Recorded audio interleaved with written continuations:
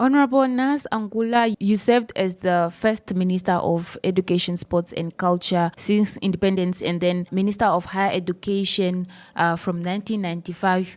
And this was during the presidency of the late Founding President Dr. Sam Nujoma, who was also an advocate for education. And during his leadership, Namibia saw efforts to expand access to education. What are your personal reflections on the legacy of President Sam Nujoma?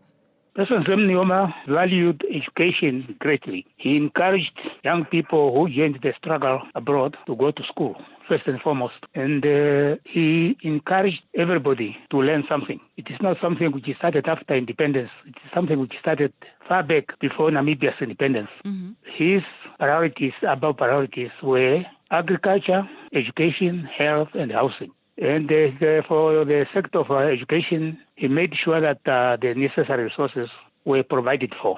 That's why we were able to transform the education system and create a national unified education system on the ashes of apartheid education.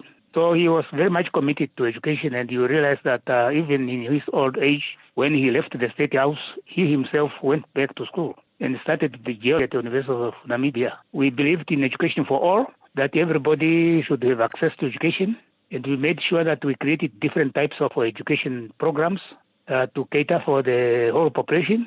As I was in that sector for 15 years, I put together programs not only in formal education, but also created institutions like the Namibia College of Open Learning in Angkor, okay, to make sure that the young people who may not have successfully completed their secondary school would be able through Angkor to complete their secondary school and continue with higher education.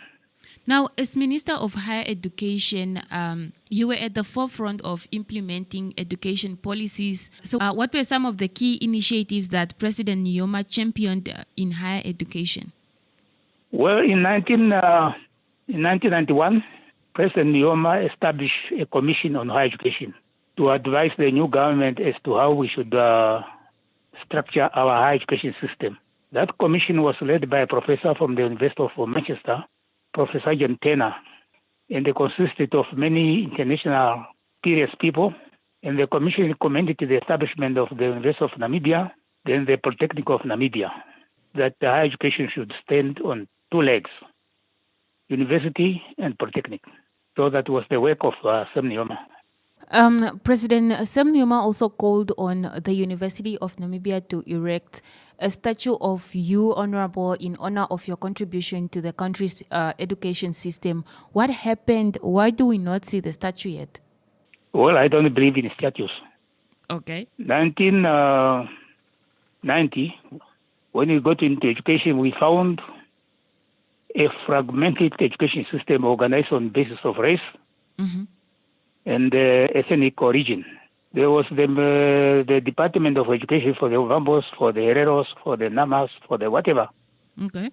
Then we said, no, you can't organize a national education system like that.